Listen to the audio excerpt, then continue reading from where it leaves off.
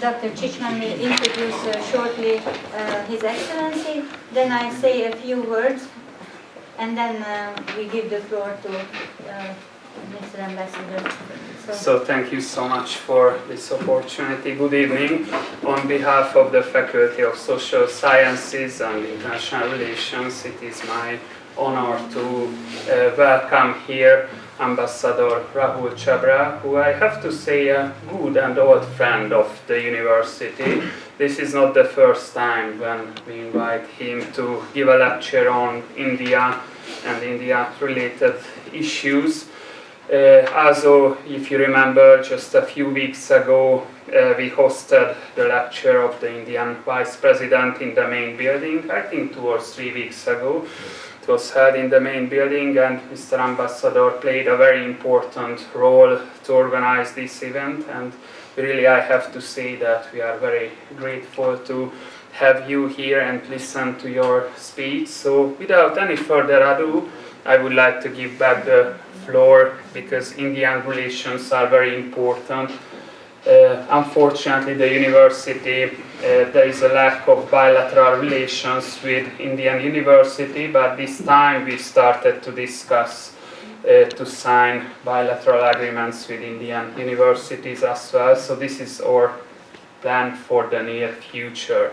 So thanks so much for this opportunity, and thank you for organizing this important event. And thank you for introducing His Excellency, and please excuse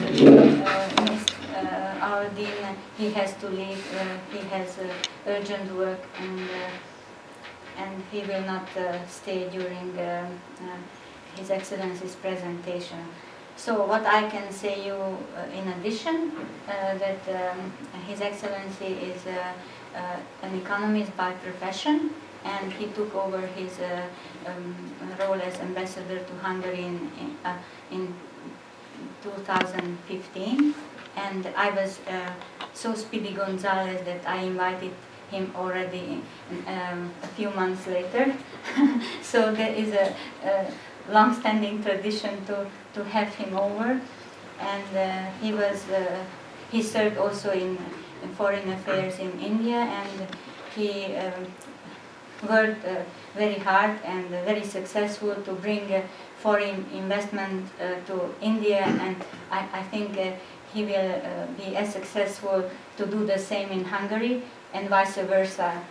And he served in many countries, in China, in United States, France, Belgium, Senegal, and even in the Philippines, and now finally in Hungary. So we are lucky to have him here, and with this I already give the floor to His Excellency, and thank you again for accepting our invitation. Thank you.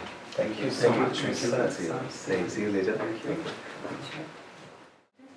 So going more focused on to where India is, I just thought I'll put that in there, and then we get down to India's neighbors.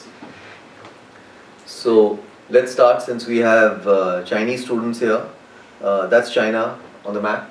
Well, of course, the Chinese students know that. I don't know how many of the others can focus on that. Maybe I should have asked that also. So that's China anyway. But that's where some people say India and China, the largest real estate dispute in the world. So, so it's big time. It's 3,500 kilometers of disputed border, so to speak. So again, we can come back to all this after. So I'm just pointing out the issues, and we'll run through the slides, and then if you have questions on the India-China border, we can come back to that. So if any of you recognize any of the flags or the countries where the pointer is going, do you know what this is? Yeah, that's Pakistan. And the problem with India is that, or with that whole neighborhood, is that India is the only country in the world that has 2 nuclear-armed neighbors as land boundaries. So that's really serious. No other country in the world has 2 nuclear-armed neighbors with the common land boundaries. And what is even more serious is that both these countries collaborate quite closely, China and Pakistan. So that's, but again, we'll get into all that later if you're interested. Then, okay, this one, you know which country? Nepal. We have an open border with Nepal. It's completely free. There's no visa, there's no nothing. It's pretty much even more open than the Schengen visa. You don't require any visa or any such thing, like traveling between India and Nepal. So we have several million Nepalis in India doing all sorts of work, and we have a lot of Indians who go there. That one? No. Bhutan, supposed to be the happiest country in the world. Yeah. The gross national happiness. I don't know if you people are following that. So that's there. Very good hydroelectric cooperation in Nepal. The amount of electricity we buy from Nepal, that itself sort of has tripled their per capita income. So we mentioned that from Bhutan. So we mentioned that to Nepal, and that we can collaborate and all, because India is completely, thirsty for electricity and energy. But with Bhutan we have it, we don't have it with Nepal that much, but never mind. Again, I said we'll come back later. That one? Bangladesh, yeah. So we are in 71, there was a big war and all that, and sort of Bangladesh got its independence, but we have a lot of Bangladeshis in India. So again, it's quite a sort of flow of people coming in from there. That's Myanmar. So that's there, and here is Sri Lanka. Yeah. So that's sort of the neighborhood. That's Andamans, which is also India, and then we get into Southeast Asia. That's Indonesia there, and so if you see from here, it's hardly, that's the last island on in the Andamans chain, and you get into Indonesia here. So we are pretty much about less than 100 nautical miles away from Southeast Asia. You get into Thailand, Malaysia, Indonesia, and all that. So that's India. It's really a subcontinent in that sense. I'll show you in the next, when the map will be coming to. That's, in fact, I'm feeling that we have the person who sort of originated many of these slides and put it all in structure in this room also. I don't know if any of you know him. Alexandru is there. So he's worked on this presentation. So he probably knows it better than me. So if I get stuck, I'll look at him. So this is the third highest peak in the world. India's Kanchenjunga. The Thar Desert, the importance of this is it's the most populated desert in the world. So we have these highest peaks in the world, we have the desert, which is the most populated desert, and then of course we have the monsoons. The importance of the monsoons, some of you may be aware, is what India's agriculture depends on this. It's rain-fed agriculture. So if the monsoons fail or something happens to the rains that particular year, there's pretty bad condition, and that's what's happening now with global warming and all. So it has huge impact on the economy and how the country's growth rate for that particular year if the rains come on time, and it comes to the right place. So we don't know that. So it's for some of us who have not grown up in that sort of conditions, monsoon's arrival and all is like there's little you can do to sort of make sure it happens.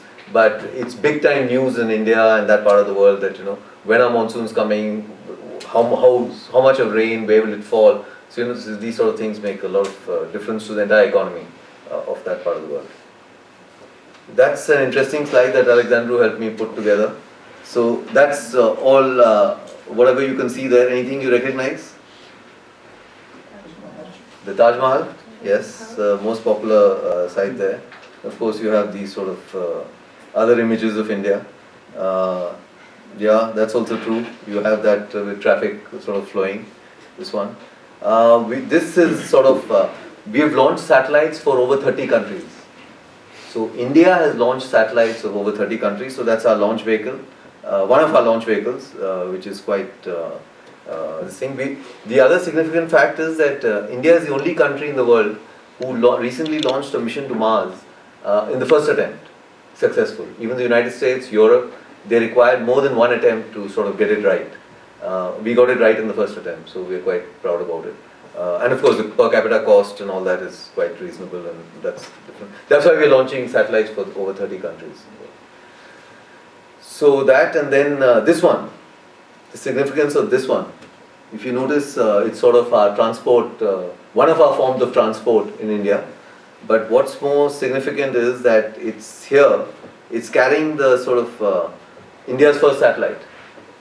So it's actually being carried in this sort of transport many years back before. But that's how it's being transported. So can you imagine? So that sort of conveys what India is all about. It can be that, it can be this, and that can be satellites. It's launching satellites for the other countries. Yeah, so I mean, it's really something. For those of you who haven't been. Uh, that's where the population, of course, it was obvious, there's 1.3 billion of us. You're actually from India? Or? Yeah, from New Delhi. Oh, you're from Delhi? Okay. Yeah. Sorry. Good. Sorry. That's where I live also now. So I know where he comes from.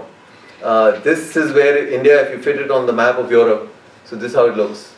You know, all the way from that's Sweden up there and coming all the way down to North Africa. So that's how it'll fit. It eats completely into Central Europe, West Europe, Germany. It's got a bit of France here, and you can go all the way down here beyond Ukraine and all that, even a bit into Russia. So that's how subcontinent. That's why we say it's a subcontinent. That's the size of India. If you fit it in Hungary, here you can see where it fits in the Hungarian context. This is India's largest state. Sort of, it's over 3 times larger than the entire country, Hungary. Maybe Hungary before the Trianon Treaty was of that size, sort of. So if you look at the surrounding areas, a lot of Romania, a lot of that. So even, you know, coming into so much of Austria, that's just one state, and we have 28 states. So of course that's the largest state, for 3 times high. The smallest state is here, Goa. It's about the size of Shongrad County or something, you know, so that's the small state. But there are many, many large states like this, of course, 28 states. So he spoke of the population, the workforce, obviously that implies a huge available workforce, which means jobs to be provided for India, Indians coming into the stream. 100 million increase by 2025. That's the sort of figures. It's a very young population. So that's very important, that this is a population sort of coming into the workforce, coming into the education system and all that. So that's all the figures are there. So yeah, the implications is the growing middle class. It's about 10 million people, as they define it as the rich sort of class here. That's the figure, 10 million people here. The middle class of 128 million, and these are households. So, you know, so 10 million is not like Hungary's population is 9.5, 10 million. There's 10 million households in the really rich consuming class. That's the middle class of 128 million households. So that's about 400 million people, virtually the entire population of Europe in that category. Of course, we have a parliamentary system, the President of India. We have 2 houses of parliament, like Hungary had earlier, Lok Sabha, Rajya Sabha, and the President. That's what we are members of all the international organizations. The G20 and the BRICS, you may be hearing about all that. All that's coming about because the UN is sort of not being reformed. So we have a huge issue in that. The United Nations Security Council, the voting in the UN, sort of India has a big sort of complaint about it. Among many other countries also, which are there, South Africa, Japan, Germany and all that. So since that's not happening or happening very slowly, other organizations are being formed in the international context. So that's the significance of these organizations. The G20, the BRICS, I mean, there will be more evolutions of that kind if that doesn't change. The rest of the items are just there for your interest. Yeah, India, where it fits in the world economic growth, as you can see, I mean, we are projecting and hoping for it to be the sort of driver of world growth in the next decade or 2 decades. 7.5% growth as of now and projected in the immediate. And you can see where the others are sort of, you know. So compared to all the others, it's pretty much Brazil is there. China is beginning to decline. It's sort of reached its peak already. And this is the Euro area growth. So, and Hungary is of course there. So tremendous growth potential. Keeping in mind the sort of workforce population coming in, the youngsters joining the workforce. We spoke about the middle income economy. It's over $7,000 here in terms of purchasing power parity. That is the sort of India's the size, 7 trillion, 7.4 trillion here, whereas the US, China and the US, the top 2 and the third largest economy. Per capita is here. Per capita we are down to 5,800 in purchasing power parity, of course. It's dominated by services, the Indian economy. Industry has not yet taken off. We'll come to that just later in the next few slides, where we have launched a huge program of Make in India. So we don't have too much of an industrial sector. Services is what is. You can see in contrast, it's sort of the Hungarian GDP also has a similar sort of, but we haven't reached the similar breakup of the sectors, but we haven't reached that sort of level of per capita income, obviously, like the Hungarians. Agriculture, which I spoke about, the monsoons and how it is important, is the largest employment generating sector for us. The FDI is beginning to flow into India now. I was seeing Hungary is also very good at attracting investments. How many Hungarians, by the way, in the room? Just one? Oh, okay. Good. So China and then the others, sorry, just to get a sampling from any other big country with 2-3, no? All individuals? Turkey. Turkey? Yes. Ah, okay. Turkey. And you also in Turkey? Ah, okay. So, Japan. beautiful country, by the way. I've been to Turkey also and Japan also. Yes. Ah, okay. Okay. German. Okay, so it's pretty much a diverse set. Yeah. Okay. So then you should have told me earlier, maybe the focus on Hungary was not so much required, but maybe it's okay. So that's where we are in terms of international trade. All our sort of major exporters, importers. The biggest, if you can see, quite a lot of UAE comes in because of oil, petrodollars, of course, petroleum products, and China. As usual, China is the big one there. And same way here, China is huge in terms of trading partnership. Some of the big Indian companies that are now sort of global brand names and also present here in Hungary, many of them. Now that's another slide which, can you tell me what can you see common in this? IT services. Most of the employees are from India. Ah, you're very close, but Owned by Indian CEOs. yeah, that's the exact one. They're all headed by Indians. And there are many more. I mean, the other day I showed the slide and some guy in the room told me 2-3 more. But so this was when Alexander made the slide nearly a year back. So that was the status. This continues to hold, of course. The CEOs are still there. They haven't been sacked. So they're obviously doing a good job. But there are many more. So that's India's sort of latest export, manpower and the top echelons. So all these companies are headed by Indians. As there are many more also. So that's... including, of course, the Harvard Business School. The dean of the Harvard Business School is also in India. So Make in India is what has been launched 2014 by the new government. So we're trying to target that.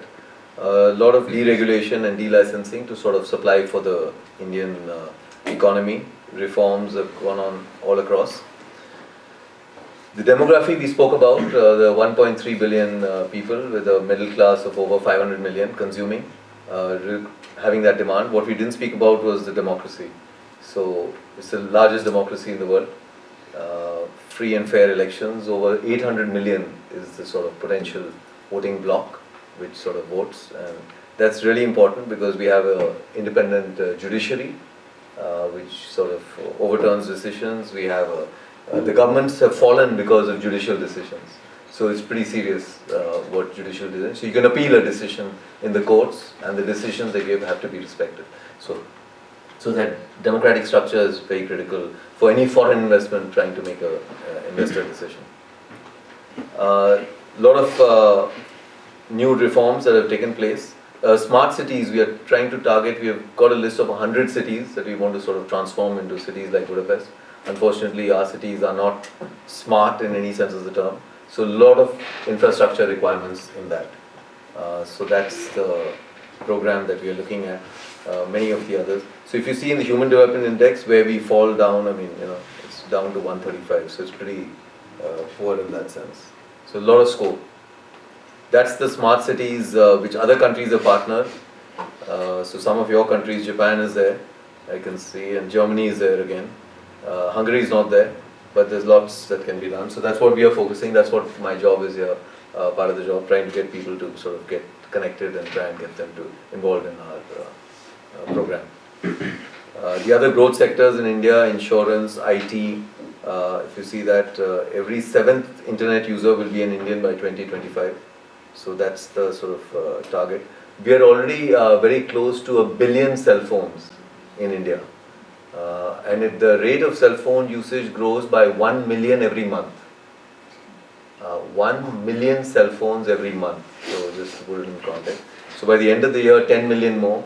But still, we are only at 1 billion. So there's still, another 20, 30 years, you can keep growing at that rate, and we won't have exhausted.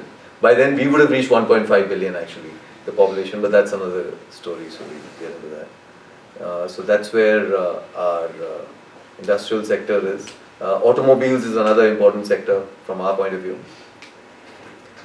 These are the industrial corridors that we are trying to set up, if you can see that, pushing up the role of manufacturing from 15% to 25%. These are the focus sectors: renewable energy, pharmaceuticals, mining.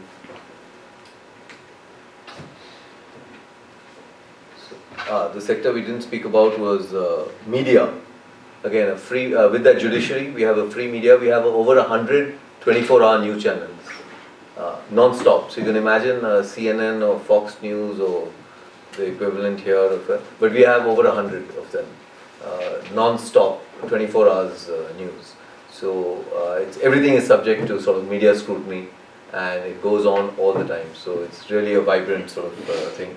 It's the only country in the world, major country, where newspapers and all circulation is still growing by over 10% every year. Whereas the rest of the world, I don't know how many of you read newspapers. You probably get your news all obviously online on your cell phones and whatever. Of course, guys of my generation still read a newspaper or 2 newspapers or whatever. But in India, it's really growing, newspaper circulation. So that's the thing. In addition to internet and all that. So it's not that that's not there, but there's the other stream that's still parallelly going on. So that's where it's the largest, the startup infrastructure there. Bangalore, which many of you may have heard about, is sort of pretty much getting bigger and bigger. Will soon start challenging other centers. So that's the fastest growing startups ecosystem in the world where we have there in Bangalore.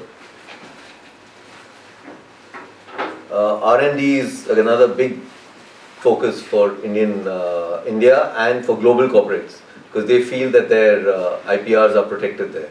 So it's quite safe because of then, of course, the judicial system and all that you can appeal anything.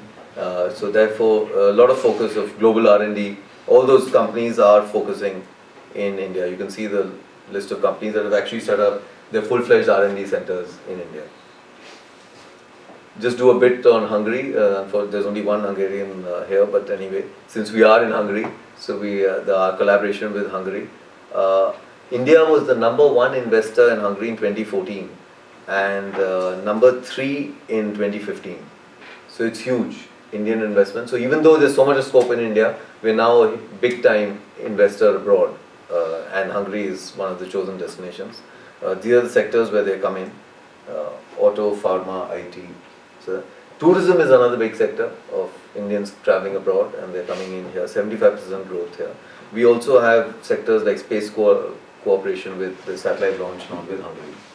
So that's going on. These are, of course, the companies which are investing here. Lots of jobs being created in Hungary by this. We have invested over $2 billion in Hungary, and Indian companies provide over 10,000 jobs to Hungarians here. So, and those are the sectors, those are the sort of jobs. Yoga. Many of you may have heard about that. So over 200 yoga schools here. So that's big time. Lots of dance and music, Bollywood dance again, and it's a lot of it has been done. If you heard about here, so we have we'll come to that later. Of course, we're looking at Wizz Air connecting Budapest and Mumbai. We have all this, the Nehru Park and the Nehru Monument and this thing. So the Prime Minister Prime Minister Orban visited India. We just had the visit of our Vice President, as your Dean just mentioned. He came and spoke at Corvinus. So I don't know were any of you there in that speech? You were there? Okay. So there's just one. Nobody else. No, I didn't. Okay. We have this cultural center at our embassy where we are doing a lot of events. So if any of you are free any evening, do feel free to drop in. It's all available. All the information is available. India and Hungary is the Facebook page. Otherwise, the website. So India and Hungary Facebook page and Twitter. How many of you are on Twitter? Facebook, Twitter. Yes. Twitter. Yes, Twitter. yes, yes. Ah, okay. So there are 4-5 people on Twitter. Okay. So do check it out, India and Hungary, and we have a Twitter page, and we of course our Facebook pages. So you might like that. We did a big the Ganga Danube Cultural Festival in June. Were you here? All of you were here in June, or the session you've just come for the new session, just begun? You just came in, so you went there. So we'll be doing this thing again next summer. So if you're still interested in following up on Indian dance, music, culture. I've been there. Ah, you were there? Okay, great. Sir, just one suggestion, you need to move to Instagram now, Twitter is old. Really? Oh, okay. Yeah, that's Good. Yeah. Okay. Next time I'll be here, I'll be talking about Instagram. I promise you. The good thing about Hungary-India relations, the latest thing that's happened is the Stipendium Hungaricum program, which we're very happy about. 200 Indian students are being offered scholarships. So I don't know in Corvinus here there's force. You're not? Are you on Stipendium? Yeah. Ah, okay. So he's on Stipendium Hungaricum. So that's a good thing. We are offering 35 scholarships. We've been offering these other things under ITEC, but that's been going on for long. So that's a good student-to-student exchange program that we are having now. And that, of course, we are ending on because it was our biggest Indian festival recently. I don't know how many of you recognize that as the Festival of Lights, Diwali, as we call it. So that was just a few days back. So that's what we are ending on. Thank you so much, and I'm open to questions. What is the force that is keeping the country together?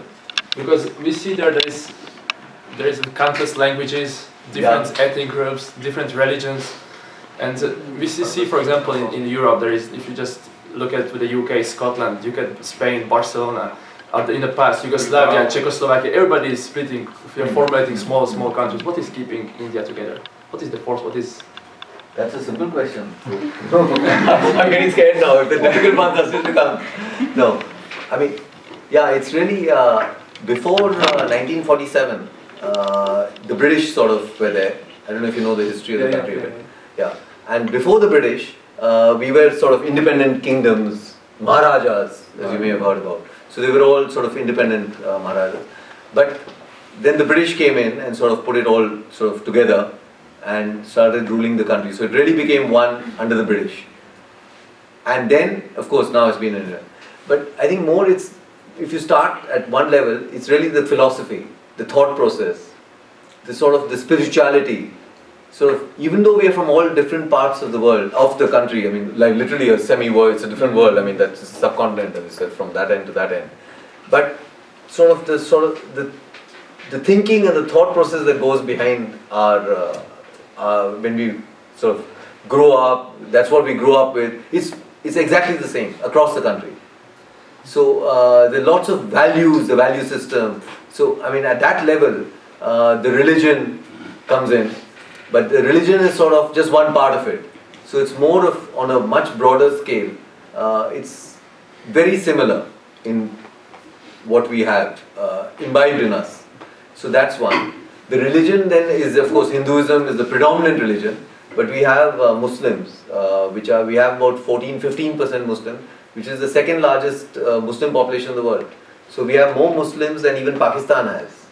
After Indonesia has the largest number of Muslims, and the second largest number of Muslims, which is nearly close to 200 million Muslims. 200 million Muslims, I mean, just to get the figure, in here. That's a lot of people. They're all there in India. And then, of course, to put it in context, the number of Christians is close to 30 million Christians. That's 3 times the population of Hungary. So all religions are there. But across religions also, so there are lots of common customs and all. Even if you look at the Muslims and the Hindus and all, so they've intermingled, they live next door. So sort of there's a commonality between them. So the Muslims who live there will be quite different from the Muslims you'll find elsewhere in the world. So like the burqa is there, but it's not among 200 million people, maybe a few million. But there are many more Muslims who would be sort of, doing more of things which are actually, you'll wonder where did they come from. It came because they were living next to Hindus for, 300 years or 200 years. So they sort of imbibed that philosophy. Many things that we do maybe have come across from the Muslims. So that, like the melting pot, like America is. So the like India is also sort of in that sense. It's grown up like that. Where the European Union was put together as in that sense now. So we were also put together maybe by the British and all that earlier. But there is a common philosophy, there is a common thought process, and then of course now we have Bollywood, we have cricket, we have common. So all that is extreme across the country. I mean, that's national. So that's not restricted in any sense. And don't you have any movements what trying to get out from the country, like or some kind of extremism in this way, not in religion way, in this way? We go back to the, but they've all sort of So let's start from down here. So down here we had some movement in the 50s and 60s. So that's about 40, 50 years back. So there was a movement and all that. So sort of it's over pretty much now. But they speak, by the way, the religion that they speak, that's about 60, 70 million people. They speak Tamil. I grew up there, I could speak it at one moment at a time. But these guys here who speak Malayali, they can't really follow Tamil. It's completely different. The script is different, they have a different literature, they have a different movies also. So Bollywood is actually just up here. It's made up here. But these guys have their own film industry, which is really a roaring business. And these guys have their own. So let's say these guys make 100 films a year, these guys make 80, 90 films a year. Bollywood of course makes 1,000 films here. So I mean, and they're all different. So, but then Bollywood is also shown here obviously. But these films really can't be shown here because they're in that regional language. So that's the sort of, this is another language here. But so this little bit of that, what you were talking about happened here. And a bit is what happened here, in this parts, which are sort of quite remote from here. So they felt obviously the feeling of being separate and all that. So there was some movement there, which is still sort of, splinter groups, small groups are trying here. The biggest part now sort of is this part, Kashmir, Jammu and Kashmir. So that's where we are actually, at the moment, there's a very tense border with Pakistan, this part here, where there's actually, while we speak, firing going on every day. That's going on. They are trying to split, or Pakistan wants them to merge with them. That's going on. But that's because of religion. Pakistan feels that because they are Muslims, they should be part of Pakistan. So that's their thing. That why should these Muslims who live here be part of India? Because they think India is a Hindu country. But when we put the counter argument, but we have 200 million Muslims, we have more Muslims than you have. And even if you take these few million, we'll still have more than you. And then if you start splitting on the basis of religion, this is not the only part. Then why don't you take all this part also? Because we have a lot of Muslims here. And how can they go and join Pakistan there? And then we have, by the way, a lot of Muslims here in Kerala. A lot of Muslims. And then there's another big concentration here in Karnataka. So they're pretty much spread out. So if you start splitting, the country will nowhere exist. I mean, nothing will exist actually. Because that 200 million is spread quite across the country. Of course, there are there in Jammu and Kashmir. But there are Hindus, there are Buddhists, there are many other religions here in Jammu and Kashmir. Like there are here in Uttar Pradesh or Bihar. Here also there are a lot of Muslims. So how can they all join Pakistan there? Obviously the demand is sort of, because if you start, the minute we say, okay, we let Jammu and Kashmir, okay, Muslim. But what happens to all these Muslims? And anyway, India was not formed on the basis of religion. I mean, that's why we have 200 million people. India was formed as that. Pakistan was unfortunately formed because they thought, it's called, Pakistan is actually the home for Muslims. So at that time when we divided the country, whoever wanted to go was free to go. And even today, I mean, you have a passport and you can travel and you want to go and settle in Pakistan, it's a free country. People can go and settle there. But that's not what they want. They are trying to argue that we want this entire sort of state. That's a different thing because unfortunately, they have an army which is very powerful. They need to keep the border, this thing. We are a democratic civilian government. So we want tension and sort of peace on the border. We are trying to have exchanges. We have, with this largest real estate dispute that I mentioned with China, we have quite a peaceful border with China. There's no firing going on with China. So we try to tell the Pakistanis that, look, if we can have no problem with China, why are you having this problem with you?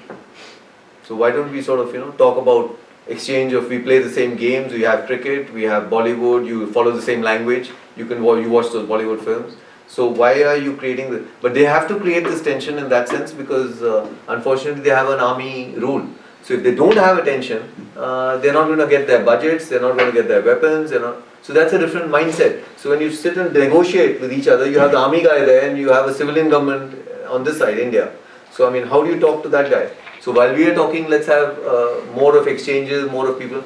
They're trying to plan a sort of firing, infiltration, cross-border terrorism, people coming. So it's a complicated situation. So that was a simple question. So now I'm looking for the tough ones. Yeah, I have two questions about. Sorry, did I finish? Did I answer your question? That's fine, that's fine. Yeah. I have two questions about the economic growth. Sorry, I have two questions Mm, about two economic questions. growth.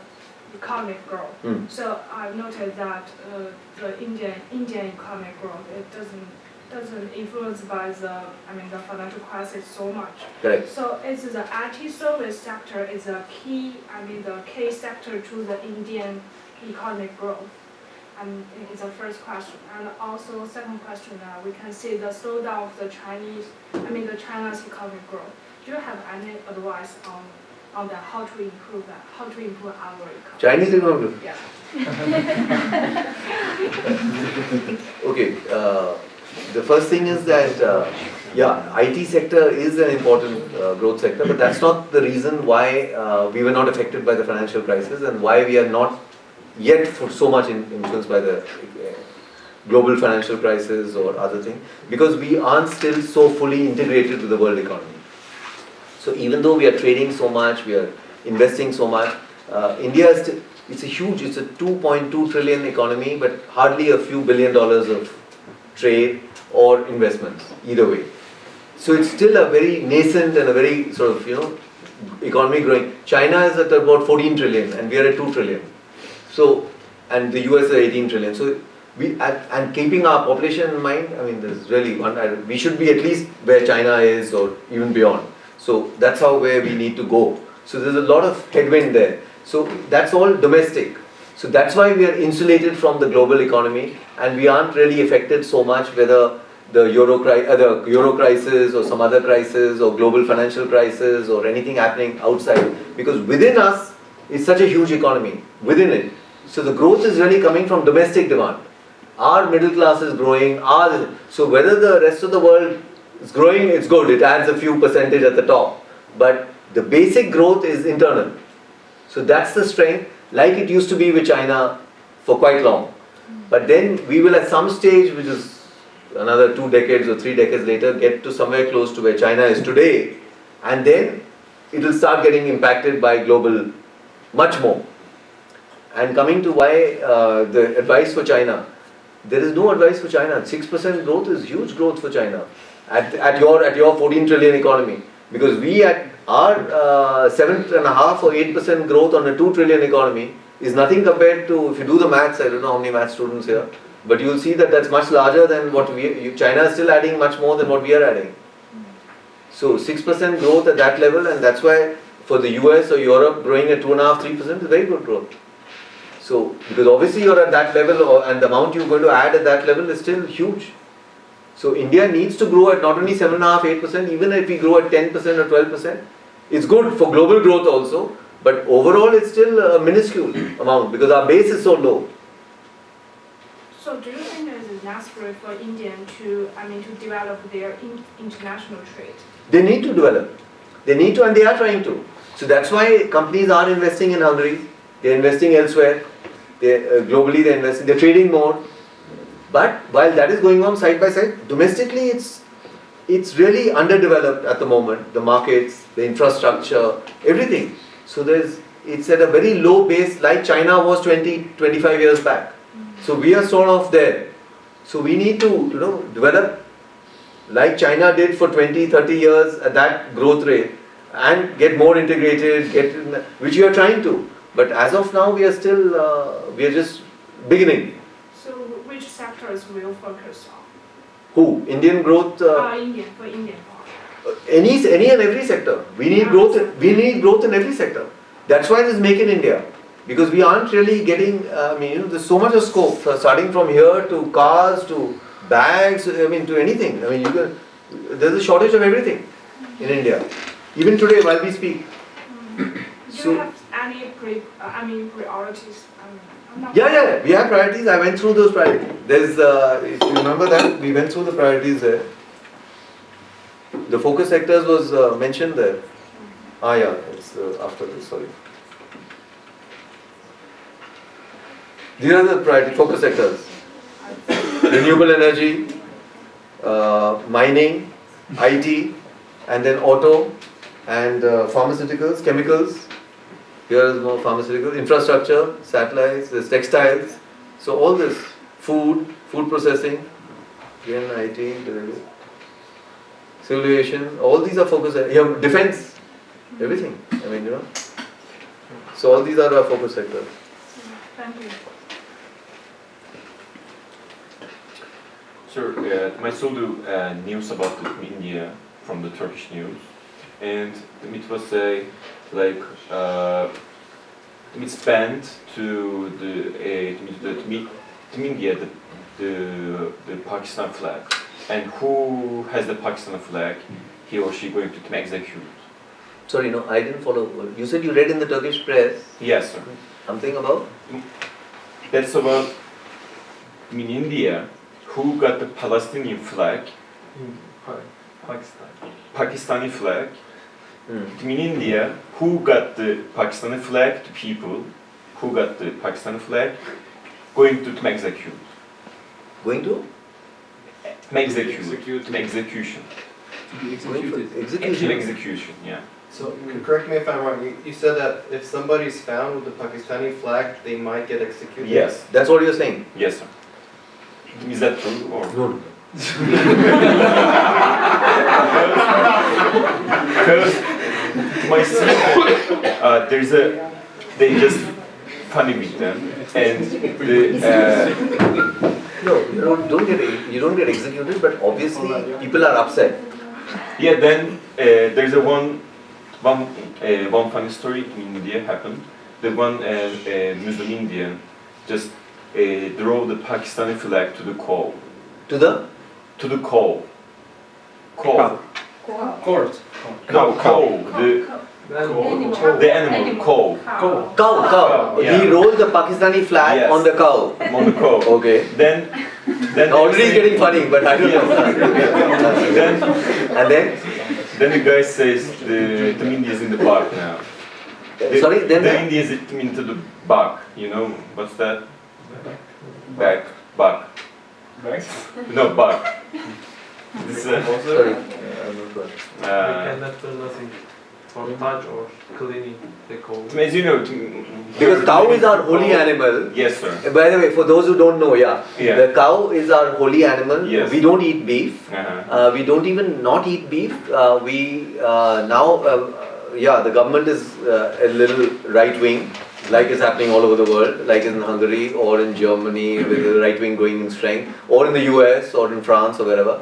So they are more strict about this cow being sacred, and we shouldn't mess around with the cow.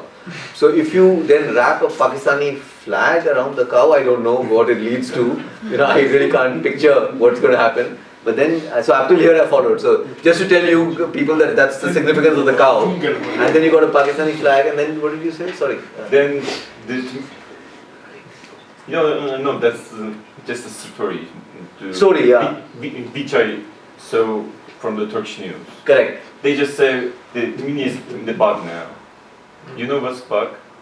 But somebody can translate. I don't know. Does anyone know who? No. Bug? It's like you don't know what you should do to the cow because you can't kill it, or you can't touch to the Pakistani flag. Correct. So you must see it. So you cannot execute the cow. You cannot kill it, yeah. Yes. But you got, so I mean, if somebody's just being mischievous, a little more than mischievous. Yeah. So, because as I said, the cow is a sacred animal. So, you saw those cows on the road. Do you remember that photograph? Yeah, nobody can dare touch them. So it's that cow, so that photograph is really significant. They are there. Even the policeman can't come and now move them away or any such thing. There. So you see these cows here. So traffic is going on and this and that, but That's it. You can't. Now, if you wrap a Pakistani flag there, you know, so this is serious stuff. So even this is the main road in Delhi or wherever in some city. I don't know which one. Bombay Dyeing, yeah, Bombay Dyeing. That's a company. But anyway, so this, so you don't. If you wrap a flag around, this guy is trying to create mischief or create trouble.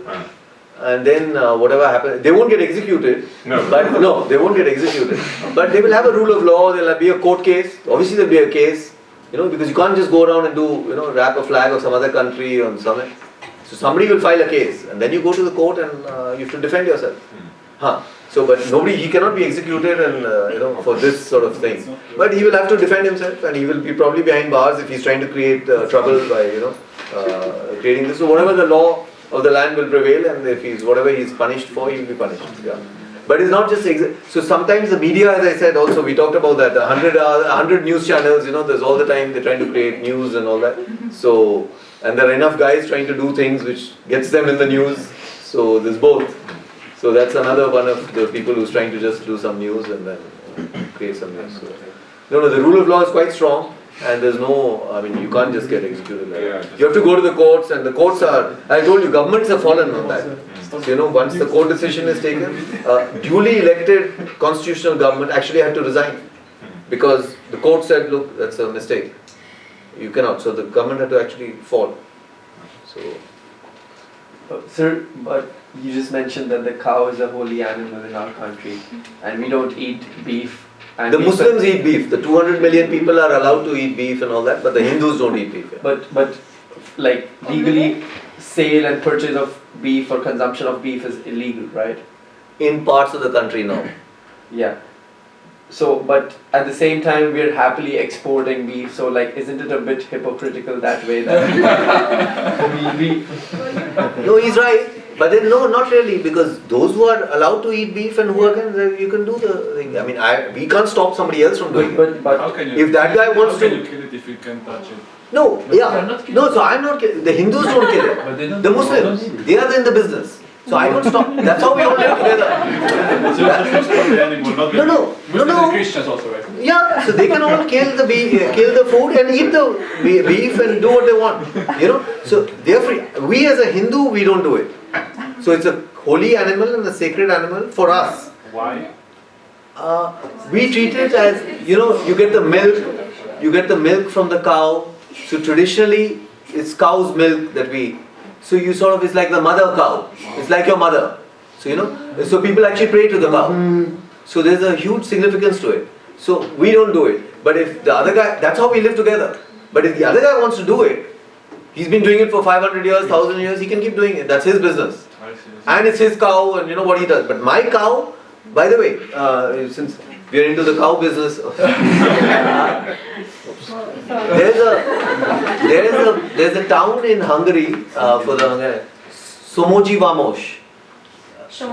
You know that town? Somogy Vamos? heard about it. You heard about it? Okay. So there is a town there, and it's about near Lake Balaton, 150, 200 kilometers from here. There's actually a cow shelter. In that whole complex, it's a huge complex. I've been there. I don't think you've been there, but you know about it. I've heard about You heard about it, yeah. So there's actually a whole complex. People live there and all that, following this traditional system. Hungarians, not Indian, not a single Indian. Over 100 Hungarians live there, following this sort of way of life, and they do not kill cows. They keep cows. They use the cow for milk and all. You're allowed one wife. In India, a Muslim is allowed 4 wives. That's their religion. They can follow it. But I, as a Hindu, can't have it. So. But he as a Muslim, if that's his religion and it allows it, we have no problem. He can have his 4 wives, you know, whatever. So that's it. So they allow that. They allow that, you know, 3 times talaq. Here, I don't think any Muslim in Hungary or in any of your countries can say 3 times talaq and get away with it. You have to follow the rules of the land. It's a uniform civil code. You know, but we allow that. So it's as liberal as that, as it can get. So, and that's how we have sort of been together, come along, because I mean, we don't interfere in him, he doesn't interfere in us, you do your own. Some things are beyond the state. I mean, religion and all that is separate. So that's how India is sort of, you know, different, completely different. So the state doesn't mess around with that. Sorry, there's somebody at the back. So, well, this question comes from my childish memories and imaginations. But You're from where? Sorry. I'm from Azerbaijan. Are you from Azerbaijan? So maybe it may sound a bit surprising for you, but there were too many fans of the Bollywood movies in former Soviet Union countries, and especially in my country. And well, even we have some TV channels that during the weekend they only show the Bollywood movies from the morning till the evening. So and that people were watching it regularly. So I also had that people were watching when I was 5 because of my mom and sister, and they were interested also. And I used to always wonder that during these movies people are always singing and dancing regularly, and I always wondered that is it the thing that happens regularly in the day of it? I think I'll ask you to answer. It's the sense of Bollywood movies that they want to pass to the people, but does it happen regularly? Doesn't happen. That's another thing of specific of Bollywood movies. It's sort of a dream. It's that feel good dream. So, because it's a tough country, tough living conditions. So they sort of enlighten it. You go in there for 3 hours, you forget about the world, and you're in this dream world. So it sells that dream to you. Yes, the sense of the question is that is it the reason how the Bollywood movies want to give the sense of happiness to their own people, or to the other people? I mean, no, to their own. Bollywood film is made for their own people. I mean, they don't make it. It's good. It goes there. Similarly, it's shot here in Budapest. By the way, now the latest destination is Hungary. So they're shooting here. Lots of films are coming. The big stars are all here now. So that's to sort of tell people about Hungary, or they tell about Switzerland or about Spain. So all these countries, they're just selling to their own people. So the target is their own. Now, for the last 5-7 years, some films have come which are sort of targeting the expatriate Indian community. But they're not targeting the global community and all that at all. I mean, as I told you, for everything, India there's enough. If you can get 1 billion people to see your film, I mean, I don't think you need anybody else to sell. So if everybody takes even this much of wine, I mean, more than the entire Hungarian wine production will be finished in 1 week or something. So they're not. So nobody's trying to sell anywhere. They just want to mark. If they can get it sold there, why get into anything else? So that's why we need to open up more. Coming back to the China example and why why the Indian economy and where we don't need. There's so much demand and unmet demand in India itself that therefore nobody is really so keen to export. If they export, it's sort of it's happened. It's a bonus. But people aren't really. It's not still really in the DNA and this thing that I need to get out. But a small country like Hungary or maybe Azerbaijan, you need to get out because it's the economy in today. You cannot make enough to. That's not enough to be sold just there. You need to sort of sell the stuff outside to make it viable. But in India, there's so much to sell within, so there's no need to really go out. Sorry, so somebody here. Yeah, I'd like to ask. Where are you from? I'm from Tajikistan, Central Asia. Yeah, I'd like to ask about Central Asia and India relations, especially economic relations, in terms of hydrocarbons. This TAPI project, a huge project from Turkmenistan, pipeline project. How do you consider, what are the constraints and the opportunities between these countries in order to complete this project, gas pipeline project? The biggest constraint is Pakistan, the P in that. So, Pakistan is also included among the members but it's not, that's there. So Tajikistan is somewhere here?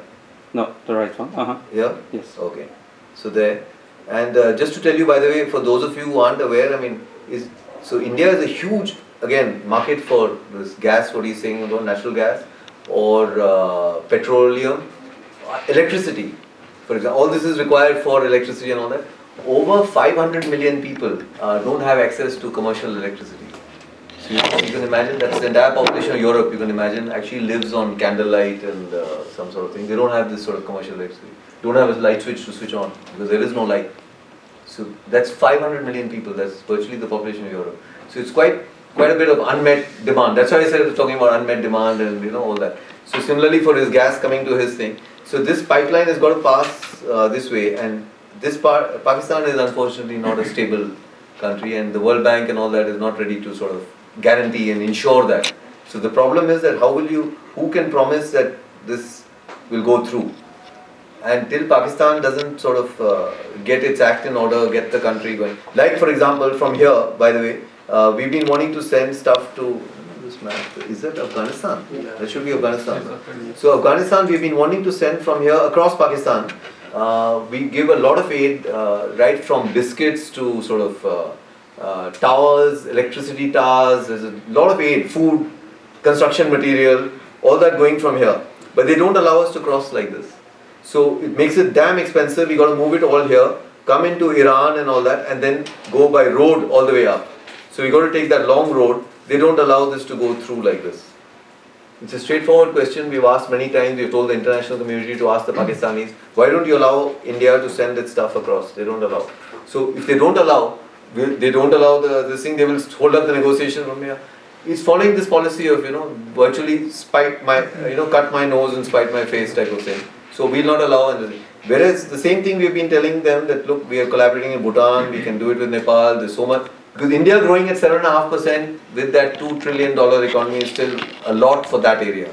And they should collaborate in economic development and help us go. So until that happens, that project will we'll keep talking about it, and hopefully at some day, when they sort of change their system of government, they change their outlook, and they feel that they have a stake in the economic growth of that region, that's when I think. Can there be any external factors that could push maybe? The external factors is international pressure on them. The World Bank, that's a classic external pressure. Because the World Bank is already financing, if I'm not wrong.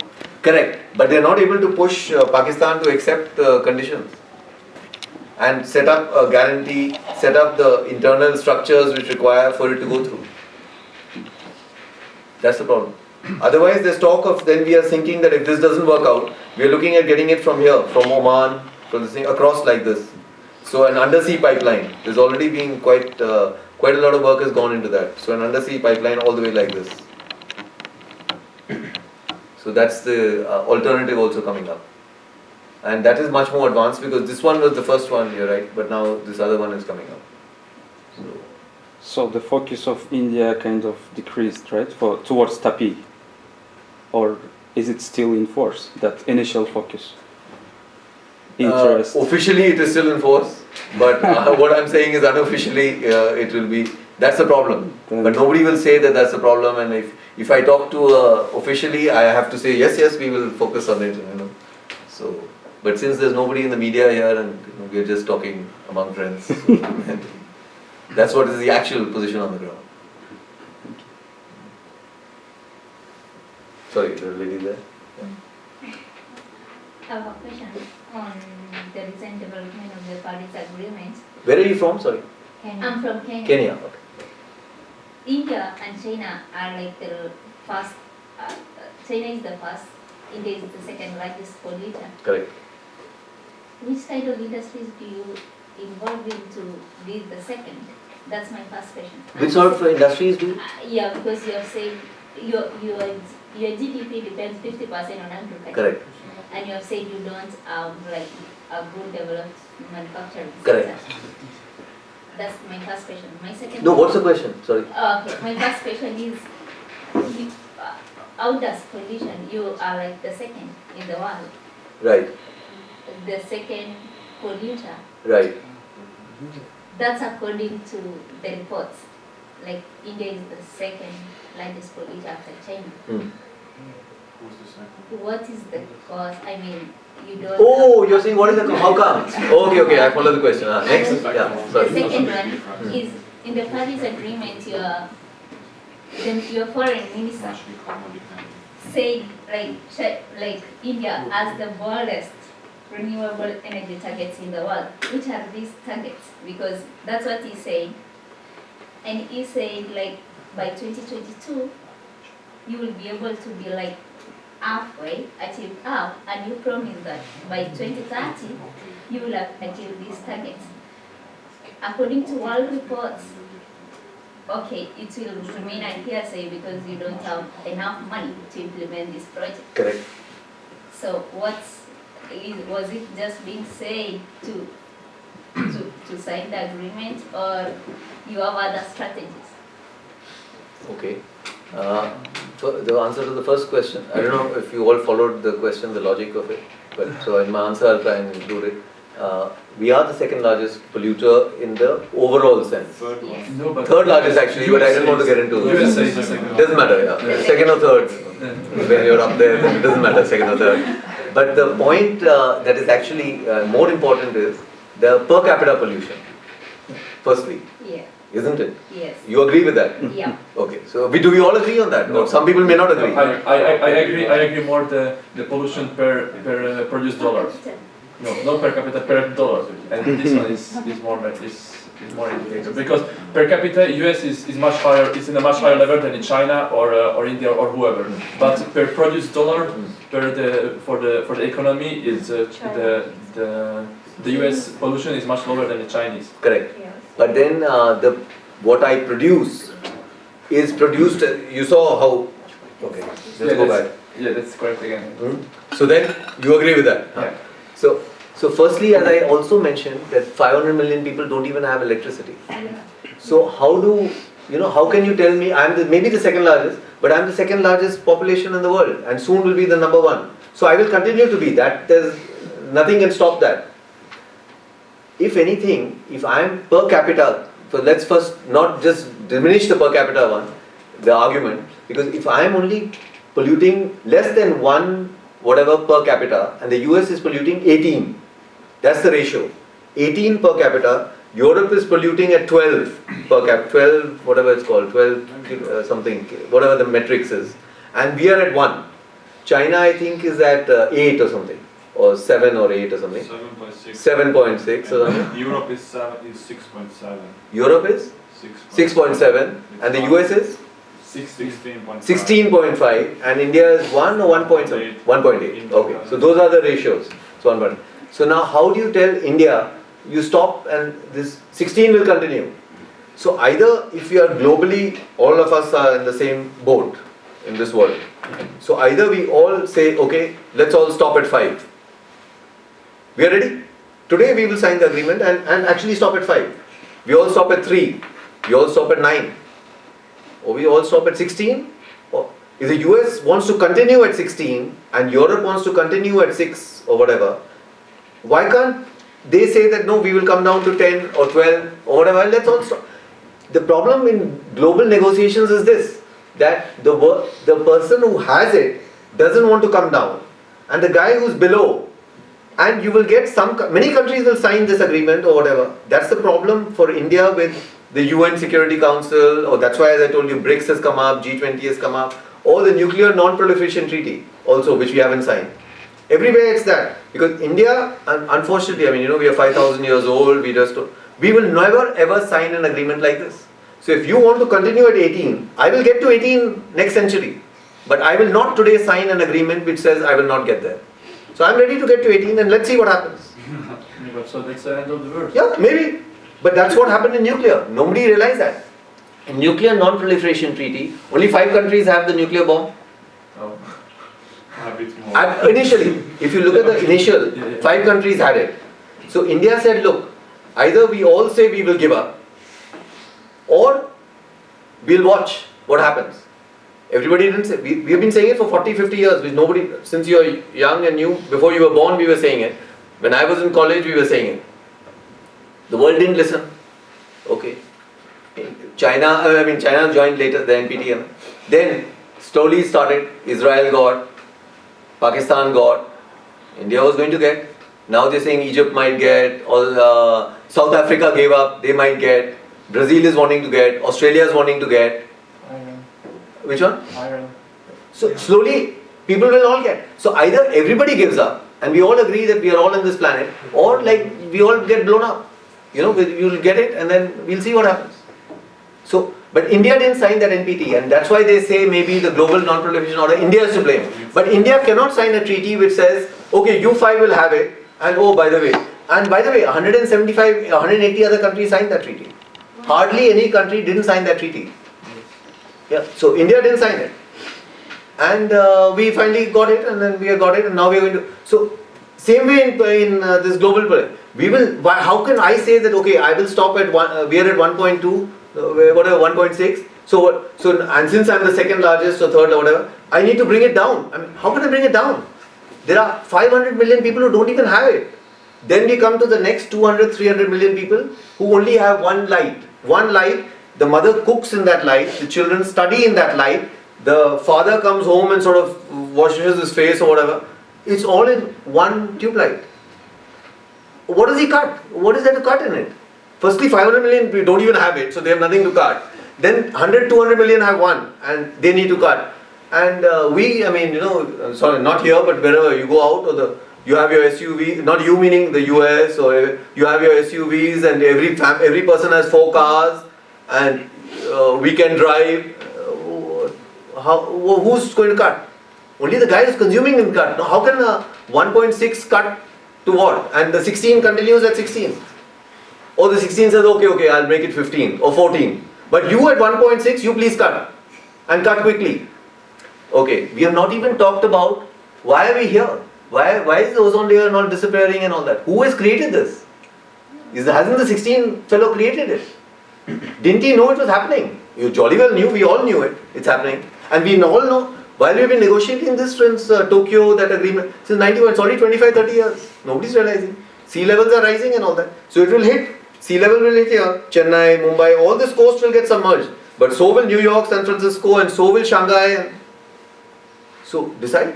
So globally you got to decide that we will never say that we will agree to something where you stop, somebody stops at 16, somebody else stops at 12. That's their business, they can stop. But India will come up to wherever. We are not going to sign on to any treaty which says at 1.6, so you stop at 2 or you stop at 1. You tell me how much you're ready to stop at, I'll stop at that. Why will you continue having your 4? I also want my 4 SUVs, maybe next century. If we are all there. Otherwise, how can you keep having an okay, today I don't have it, so what? I've been here for 5,000 years, we'll see in the next century. We'll talk in the next century. No problem. What do? We will not, that is an unequal treaty. It's today's world. 200 years back, you didn't even exist. There was nothing here.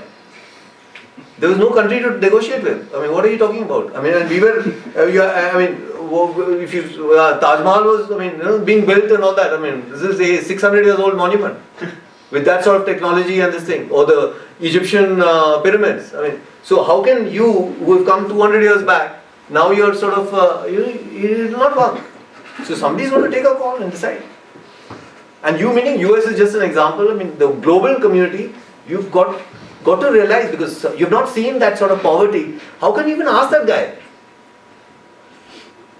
It's like even here, saying that there are some people sometimes you see outside on the street, unfortunately, with small babies and all that. Who are begging on Vashi Utska and all that if you've taken a walk. Oh, by the way, please don't feed this baby tonight or something. We need to cut global consumption out. What are you even trying to say? People don't even realize that. These guys, this is being negotiated in Geneva or Tokyo, in some, Kempinski and Hilton and the Hyatt. Do you even realize? You're trying to exist exactly the same thing. Oh, by the way, I'm going for my steak to wherever, this thing. But you got to feed that baby. Oh, can't you give her half a glass of milk? Oh, she's going to give her half a glass of milk. She's barely going to get milk to give her a few drops in a teaspoon. And you're saying, oh, no, you cap it at half a glass of milk tonight. And for the next 3 months and all that, we are having a global shortage. How can she cut her milk consumption? So it's like that. How can you ask India or any other developing, but some other developing countries, because of global pressure, whatever reason, we don't want to get into that, they will sign the agreement. There will be many who will sign. But that's not because they're convinced of the argument. That's because they've got a few $1 million, they've got some billion, or they've got, somebody rang up, or, something happened and they signed. But India will not be signing. That is quite clear. And that's why we are the bad boys in the international zone. And China is come on, they are now at a 6.1. So, why can't we get up to China and then wherever?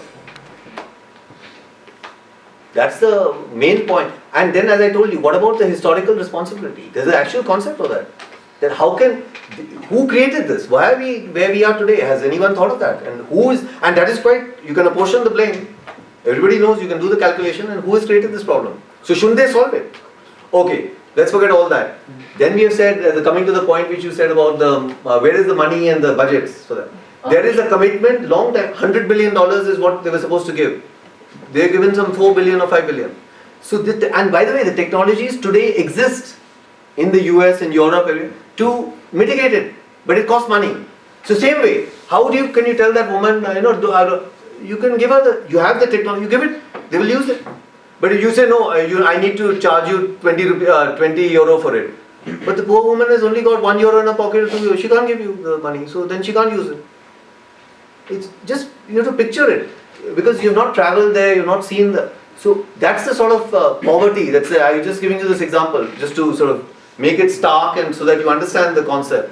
I mean, that's the woman. You tell her, no, you got to pay 20 euro for this technology. I'm going to give you the latest technology. I'll heat this bottle of milk and this and that. But she only has €1, €2. Where is she going to pay for it? It's and the US, Europe, everybody has this, and $100 billion is what it costs. That technology, you're supposed to give it, and nobody's given it. So that means it's not being taken seriously by the world. Anyway, much of America and a lot of people don't even think, they think it's a global hoax. It's not even happening. Then we'll watch if it's happening or not. So we will have to wait it out. We have no way, but we will not be signing an agreement, obviously, where we are put on the back foot or we are giving up future growth for our population, which is only now beginning to grow and did not grow till now because of we were ruled by the British or whatever this time. Otherwise, I mean, this was globally 250 years back. China had 1/3 of the world GDP and India had 1/3 of the world GDP. I don't know what happened to that slide. We had a slide on that about 1750 to 1/3 of GDP here, 1/3 of GDP. So 2/3 of the global GDP was here. And today, China has come up a little bit, and India, and the total is only about 12% or 10%. So the rest of the world is having. So that's just a cycle. So it was that, and it will happen at some stage if we are all around to. Industrial revolution. Yes, yeah. So, and we were under the British at that time, so we didn't benefit from the industry. That's okay, no problem. We were before that, industry was all there, and we get there. So it's coming, it's slowly. So concept of time is also, for us, it's okay. But do you see that there is a time that you are saying that there is a time, but do you think that if we so let's call that we in the world, if we continue this way, no one is trying to sign nothing, we are not trying to reduce the pollution. Do you think that there is going to be a way? You are talking about next century. Do you think that there is going to be a next century? Yeah. So sorry. So it's not so pessimistic. I hope, and I think people will. It is sinking in, and more. All of us, you, me and all that, are contributing in our own little way, but the efforts are too minimal and too marginal. So at some stage when these effects, it's beginning to impact. I mean, this global warming, everybody is feeling it and getting the thing. So, and the new generation that's coming up is realizing. So it will, but the commitment that you have to put on the table, as I said, the technologies are also there. So that's the pity, really a pity globally, that those technologies to mitigate this effect are actually they're available. It just costs that money, and the money is also sort of $100 billion, I don't know. I think many countries can just sort of spare a bit, whatever they're supposed to spare. This is committed money by countries, so why aren't they willing to give it? It is signed on. And by the way, that 92 was the first commitment. We are already at 2016. So, and if any of you study that, you'll see in 92 what has been committed. Everybody went back on that. And then you had the next one, Kyoto, Copenhagen, kept on happening. So people didn't realize. We grew up because of shortage of resources and all that. We anyway grew up with different concepts. So going back to why India is one, that you're one with nature, you live like that. So it's a completely different life in India. So consumption is not really that important yet. It's beginning now with global influences and cell phones, media, seeing television and all that. But still, people are still not. It's not a very consumption-driven economy. It's still, people feel it's okay. You get your little bit of basic minimum, and people don't really consume the way that mindset is not there. That just because you have so much, you need to sort of blow it up. So it's just beginning, but it's still not widespread in society. People in India still think it's okay, we're quite satisfied. So that is why, in fact, some people say, why isn't there a revolution? There's so much poverty, why don't people come? Because the people are brought up with a different philosophy, different mindset. So they don't feel like, just because that guy's got rich and I don't have a Mercedes or I don't have it's okay, he's got an Audi, I can walk down, it's okay, no problem. Maybe my son will learn it. So it's not. So it doesn't, because even though you have that sort of abject differences, but people are quite, people take it in their stride. And it's a different philosophy, it's a different mindset, thought process. Sorry. You under that. Okay, sorry, yeah. Here, Where are you from? Sorry. Ecuador. Ecuador. Please there any social policy or strategy or plan in order to decelerate the fast growth rate in the population? Yeah.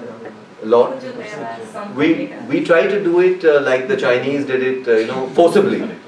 So we tried that, but in India we had to, fortunately or unfortunately, but in 2 years we had to sort of stop it because there were riots. There was so there are no riots for other things, but for this there was riots and there were a lot of issues, and government fell again. One government fell in that because we thought in this was I'm talking 1975. So in 1975 we had already realized that this is a huge issue and we need to forcibly do it. So in fact I don't even think China had announced their one-child policy at that time and all that, but we had already done it. Had you? Sorry. Thank you. I'm from Mongolia. No, I'm just finishing that one second. So I just thought you had a counter to that. So we had said 2 children and this thing, but it didn't work. And as the government fell, there was complete chaos in the country. There were lots of other issues wrongly being done and all. So we stopped that compulsory thing. And then we realized that that's not going to work. So we decided to go the sort of democratic way. There are ads in the newspapers, there's ads on TV, there are incentives to have only 2 kids. So if you have a 3rd kid, there are disincentives. So so that sort of structured program and all that. And now the growth rate is is coming down. And it's come down quite a fair bit. So with the natural growth of the way population grows, the economy grows, and so in the natural way, it's coming down. But the government consciously has a lot of schemes, goes down to the village level to educate the people, tell them the benefits. Women start working. So so all that's happening. So automatically it's been sort of declining and declining quite rapidly now. So it's still, unfortunately, we are going to overtake China. I think in the next 2-3 years we'll overtake China and be the number 1 population, and it will stabilize only close to, we are at the moment 1.3, but they're saying we might stabilize at 1.5 billion. So that's a lot of people, but that's the way it is. I mean, so we tried the forcibly way, it didn't work, so now it's this other way. But there are lots of incentives and there's lots of planning and lots of focus going on that. For example, if I had 3 kids, I only have 2 kids, but if I had a 3rd kid, my government won't pay for the school, they won't pay for, there's lots of, so they try to disincentivize that sort of thing. So there are lots of that sort of planning and so. Well, my question is a bit... Where are you from, sorry? I'm from Georgia. Jordan. Not Jordan, Georgia. Georgia, okay. Yeah. My question is about urban migration crisis, because if we look at statistics, for example, in the middle of 20th century, it was like 15% urban population. That's right. Then it started to grow, and 2011-12, it was already 30, and by 2025, it's expected to be 50, around 50. And it causes a lot of issues like unemployment, also the lack of amenities such as sanitation, electricity, and most importantly, there are a lot of slums. Like in Mumbai, it's almost 50% are slums. So, what does India do, like currently about it, or what is a plan for future that in order to stop this issue? Again, we can't really stop it. Unlike again, if I go to the Chinese system, the huku model and all that, they had. So but they have done a very good job in urbanization. I've seen many of their cities. Fantastic cities, very well planned, very well developed and all that. But that's why that smart cities program, if you saw, I mentioned it as one of the things. So if you recollect, there's 100 smart cities and there's a thing target. But we can't stop it. It's a free country. You're free to travel wherever you want in search of jobs. If you don't have a job in the village, or you don't like farming or something, you can come into the city. And then where do you live in the city? As you rightly said, Mumbai has in fact the world's largest slum. So Dharavi slum is there. It's pretty bad condition there. But then till the government cannot stop it, but it can try and sort of develop the infrastructure to cope with this population that's coming in. And the government is falling behind in developing that infrastructure. So that's why these slums and all are coming up, because it's not able to provide enough housing and all that. So that's what we are opening up now to the world, to sort of come and invest, put up housing projects, put up new roads, so that's the only way it can sort of deal with this issue. But it's a huge issue. And we aren't of course, as I said, forcibly or stopping them. We are trying to make it better for them to live in their villages. because there's more availability of trying to electrify those. So firstly, there's no electricity, the person wants to move, and he wants to, so you provide electricity there, provide some sort of small shop which you can buy your stuff there, so people are happier staying there. But with the global world, with them seeing sort of living conditions they think are better wherever, so that's why the migration.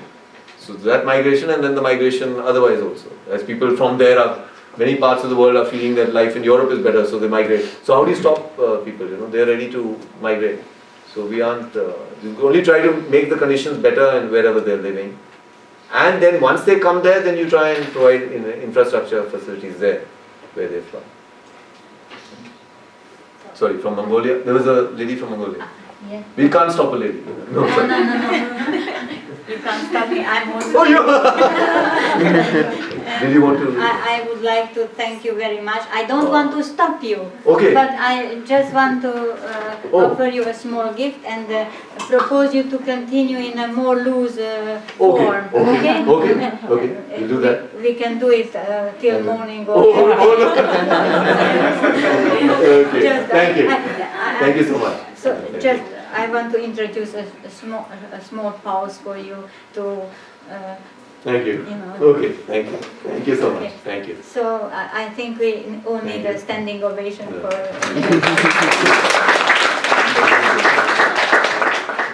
My only sentence I know in your language is Svayate Pujjate Raja Vidam Sarvatna Pujjate. You understand? Because it's translated. It's Sanskrit. That's like Latin. That's our Latin. Okay. So I know it from a Transylvanian scholar. So what does it mean? Knowledge, people respect ruler in its own country. Knowledge is respected everywhere. Oh, that's nice. So Thank it's you. for you. Thank you. Thank you. Thank you so much. Ask you about middle class policy. How can what is the main key policy to promote middle class in the society, middle class of India? I don't know whether we are consciously trying to promote it. It's just happening as a result of economic growth. So as the economy grows, the benefits of growth are trickling down. So it's not just restricted, obviously, at that top level. So it's coming down to the middle class, and the middle class is sort of growing in that sense. But I don't think there's any sort of conscious policy that we need to sort of expand the middle class in some way. Because I don't know whether that can be done also. Anybody doing economics? I don't know whether you can actually do that. Actually, I'm doing economics. Economics, yeah. So is there any policy anywhere else in the world? I don't know whether you can actually expand the middle class. I think there must be some policy in my perspective, because actually neoliberalism creates inequality in the country. So I'm thinking about during this globalized era, and in the countries, they are facing some challenges in relation with inequality and income distribution. So I just wanted to know about, is there any specific policy in India or in the, that's why I'm asking. It's a good one. I'll have to think about it. I can't think immediately of any, as I said, conscious plan of trying to increase the middle class. I thought it was just coming as a result of economic growth, and that growth sort of trickling down, the trickle-down effect, classic economic trickle-down effect, and obviously the middle class benefits from that, and it doesn't really. So the more then the inequality then sort of is there between the lower class and the higher class. But other than that, I don't know whether the government can consciously sort of do something to benefit the middle class. But I'll think about that, and maybe I don't know if I can get back to you sometime. You must have a secret, because everywhere in this world the middle class is shrinking, and in India is growing. I think that's maybe the economic growth is just growing at 7.5%. Just even economic growth. So 7.5% growth, and inequality is also there and probably growing. Also, I'm sure the Gini coefficient is not exactly saying at the moment it might be growing. But so everything is growing. It's 7.5% growing. Yeah, the inequality is growing, the middle class is growing, the rich are getting richer, the poor are also So growing. the middle class is vital. Yes, yes. So that's the engine or Hmm. key promoter. Yes, that's true. So we have that. Sorry, so everything is going. How about gender inequality? Is also going or trying to decrease it? No, that's not growing, and that consciously the government is promoting. So that I mean, gender inequality is obviously not growing. Because I know lots of women, high educated women in India prefer to work in international organization or international company rather than local. Is that Why only women? Even men will prefer to work in international companies because it's international exposure. You get international salaries. You get good. You can put it on your CV. Yes. It sounds good. So it doesn't have to be only women who would like to work in that. Yeah. Is that a policy try to keep high educated or intelligent people within India because maybe they try to immigrate to developed country Correct. or the rich people try to bring the money to rich country or something. So. Yes, people. You're right. In fact, all the very highly educated and the top rank are going out. Because China also faces this problem, Correct. so China also try to publish some policy to keep. To try and to keep and get them back. So we are also trying now. We are also trying now to do that. But as now, until now, as you rightly said, China was also facing that. We called it a brain drain. It was a brain drain with people all leaving. The best and the brightest would leave and go firstly for higher education, for colleges across the world, and then maybe for jobs and all that, stay back there. But now what we are trying to get them back, like you are trying to get them back. So now we are calling it, which has not been called before, it's a new concept that we are promoting. We are calling that a brain bank. So they went out, it was a brain drain, but they are now like a brain bank. So now if you can tap into that bank and get them back, you can benefit from them. So we are trying to give them incentives to come back, to sort of become professors in our universities, to come and set up companies, try and ease of doing business, deregulating it, allowing them to transfer the funds, get money back easily, much more easily. So all those incentives are there to try and get them back to India. That's true. And women, going to the women, by the way, the top banks in India, 7 of the top banks are actually headed by women in banking. So banking is a sector which is a very male sort of thing. You go in a suit and a tie and all that. But there, 7 of the top banks. So nowhere else in the world, even in the US and all that, if you look, 7 top banks are actually headed by women. So women are now more and more sort of right there, up there. We had probably the first woman prime minister was there for long, even before, so around the time of Golda Meir in Israel. I don't know, there's some Israeli here. But Palestine, maybe she may be knowing. Golda Meir was there, but we had Indira Gandhi, as Indira Gandhi was there as this thing. So first female prime minister, and after that, of course, we've had a lot of women there as well. Okay, if Where are you from? I'm from Slovakia. Slovakia.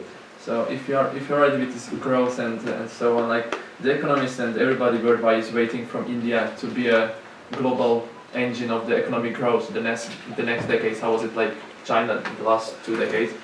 But my question is, do you believe in this? Not as a politician, as an economist. Do you believe that India can be as an engine of the world economy? Because I see that, and also people saying for Africa also, but how you're saying the philosophy in the people, the ideological attitude of these people are not the same as in China or as in Europe. As you said, they are not for consumption and so on. Okay. So on the base of this, do you still believe that? And we saw the figures that India is growing 7.5% but and China was growing 12%. Correct. So do you really think as an economist that India can be a global engine? Yes, because the 7.5% is one reason was that I told you that consumption is not really that thing. But the other reason of that only growing at 7.5% and not at 10 or 12% like China was growing is that our deregulation and so much of bureaucracy and so much of our systems are still not in place. So that's another reason why we are still not growing. But the target and the objective is that we want to grow at 10-12%. So the government is trying to sort of put all that in position so that we do sort of get to 10-12% like China did for 2 decades and remove that sort of poverty that is actually there. And The consumption bit today is not there, as I told you, but people are, as cell phones, it's automatic. Without cell phone, you cannot do anything now in India. So similarly, other things are spreading. Then TV, people are watching it. So the attitudes and the modes of thousands of years take time to change, but it's beginning to change. So it is beginning to change. So in the next decade or two, there will be so much of exposure to global. People are traveling out, people are traveling abroad. So they're sort of seeing what is possible. Is it, why not? No harm. So that sort of thing is changing. So where else will the growth actually come from? Because US and Europe and all has hit a plateau. China is also beginning to sort of taper off at 6%. So, and India is just sort of beginning. And I've traveled and seen, China already, the infrastructure now is superb, absolutely. The cities they developed and all. India, there's a long way to go. So if we have our systems in place, everything in order, and being able to attract the foreign investments to come in, or then domestic investment also. So the same companies which are setting up factories in Hungary and all that, if the situation in India is good, they might further want to set up here, in India itself. So things will then further pick up, and hopefully we are targeting 10%, but I hope we can hit it. And as an economist, I think definitely it is. So it's not just as being on the government. I think there's no. If it doesn't happen in the next 2-3 years, maybe again I said time is it'll happen after 5-7 years. So a little more, yeah. I try to. So.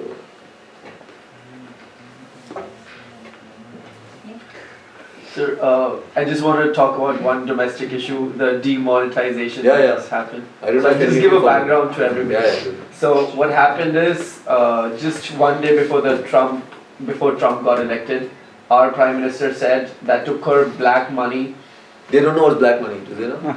Everybody knows what black money is. Money on which no taxes were paid or unaccounted money. So what they did, the Prime Minister said, I'm going to cut high denomination notes of 500 and 1,000 in the next 4 hours.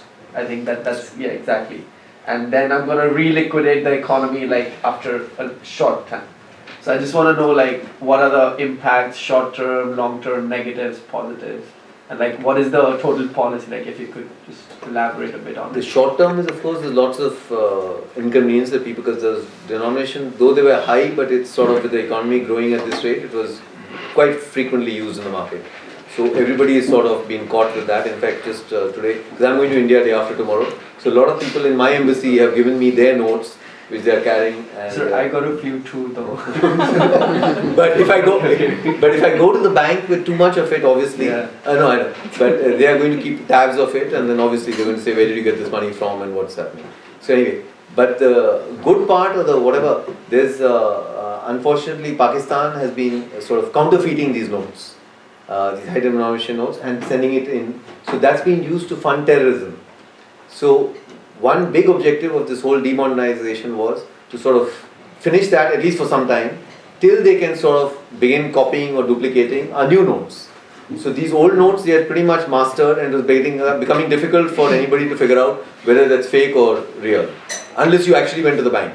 But in the local, there were many millions and millions of dollars of this fake notes which were being printed there. They were actually running an industry, a little industry, cottage industry, and they were using that, and terrorists were coming in with that, those funds. So that was a huge reason why this was done. The second reason was, of course, many people who were illegally sort of getting bribes and getting payoffs, kickbacks, under the table payments, were hoarding these sort of currency. Now today suddenly it's all worthless. You can just get some nominal bit, you can go to the bank and give in a little bit. But if you go anywhere close to that sort of money which many people had, and many of us knew who had, so now what has happened, I don't know if he's followed, but people are actually leaving currency notes outside in the market and just leaving bagfuls of currency notes. So, and nobody wants to touch it, because if you actually go to the bank with that money, you're going to be asked where did you get it from, and you've got to explain. So there's actually money lying around, and people are burning it, people are using it as rough paper, and people are just scribbling at the back, tearing it, burning it, doing all sorts of things, because it's worthless.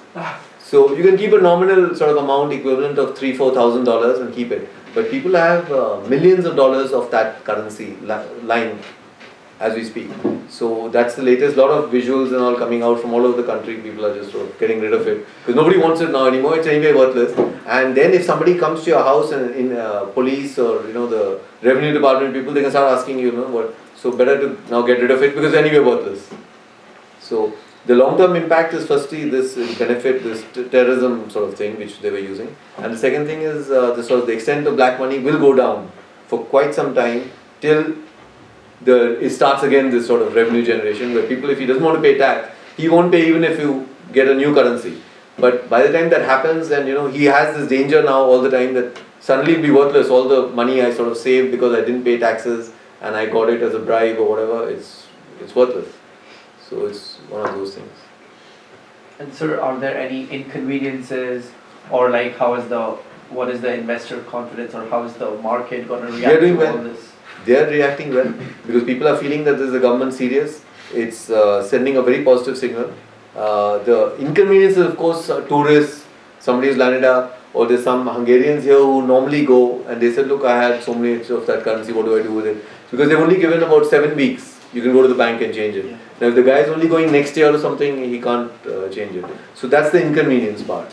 But otherwise, it's been received positively right across the board, and the investor confidence is only going up because it is showing that the government is serious about getting rid of this sort of black money.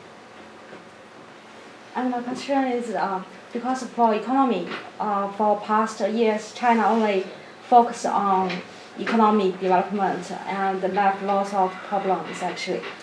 Does India only will learn from experience from China, like try to balance when you focus on economic development, or you will just like China try to catch up with economy and left all the problems behind? No, we are trying to avoid the problems, but we haven't been able to. I don't know if you followed, Delhi was under one of the biggest smog and fog and smog.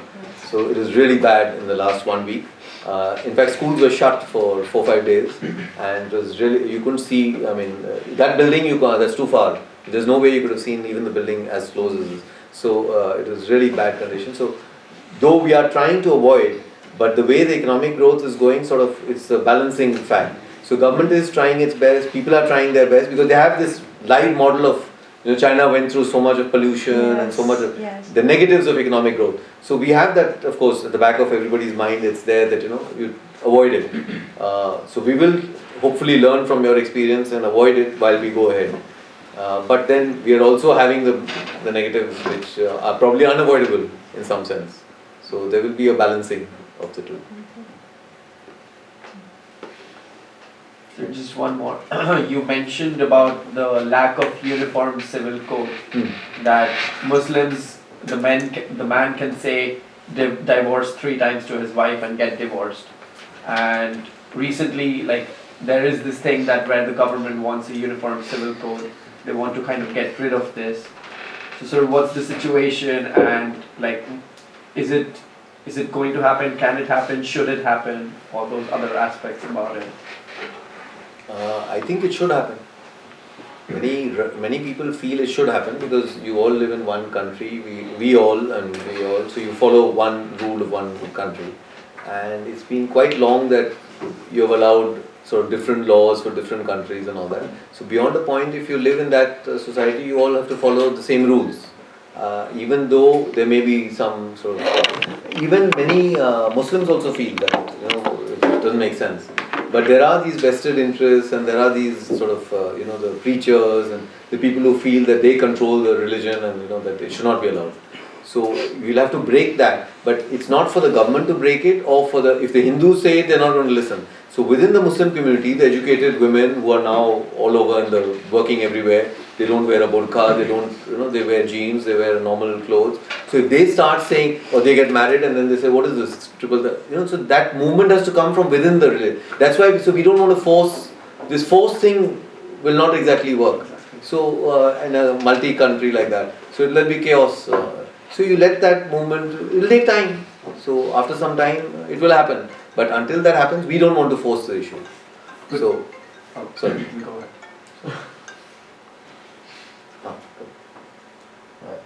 Hello. Yes, I'm here. I'll take some time. Yeah, sorry.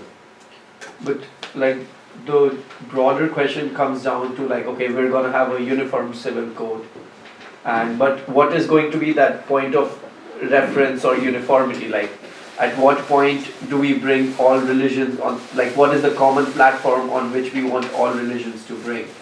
Because then there will be not in terms of divorce, but like there will be some other aspects of many it aspects, exactly. where there will be resistance from all facets, and like how do we get there? So in a society as complex as ours, it'll all have to be with sort of a lot of discussion, a lot of debate. That's the only way it's going to work. This forcible model in a country like India is because it's like all of Europe. You saw the map of Europe. Huh?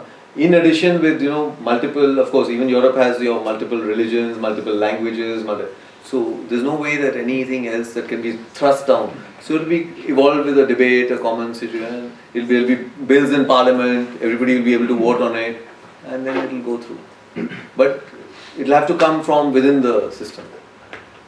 Sorry. Related to this issue, where is the composition of parliaments? Is it proportionally represented? I mean, again, regarding this Muslim community. Not by religion. Not by religion. Not by Yeah? religion. It's not represented. Not by religion. No. And it's by represented by area and population. And this was divided all over. There are no areas specifically living Muslims, yeah, in India, because I don't know. No, there's no specific area. No. Even that Jammu and Kashmir state has maybe now predominant. Now, of course, people have migrated because of the unrest in that thing. But it had more. If you total the Hindus and the Buddhists, they were more than the Muslims in that state of Jammu and Kashmir, which they're arguing about. But today, of course, because of internal unrest, maybe the Muslims have gone up and the Hindus have moved out and the Buddhists have moved out. But otherwise, if you looked at it, there was more. So it's all mixed up everywhere. But is there any data which is showing how many Muslims within the Parliament of India? Yeah. I think if you how go many to now there are, right? If you go okay. there, yeah. But normally we only have the global population of because normally religion is not even asked for in a form which in many countries they ask for religion. In India they don't. So when you fill a form, of course you can make out from the name of the person and all that. It's quite obvious from the name. Not only Hindu, Christian, Muslim, you can make out from that. But nobody asks. So it's not asked. It's not mandatory. You don't have to give it. So you don't. Religion is not. Religion is really private. The state doesn't get involved and mess around with religion. So that's separate. So we have had this clear-cut thing of religion is nothing that the state will ask about or this thing. We have this general data when they do the census once in 10 years. What's your, where we get the religion, how many people are there or which religion. But other than that, we don't, in any form, any job, any this thing, there's nothing. First is the vice president of this Muslim. Today the vice president was Muslim who would come to Coordinate. That's right, vice president Muslim. But of course, we've had Muslim presidents before that even. So not even vice president, we had presidents. Very often, for long, the army chief who was operating on the Pakistan border was a Muslim. So he was actually fighting with Pakistan. And he was actually a Muslim person. So they've been all over. Muslims have been quite well represented all over.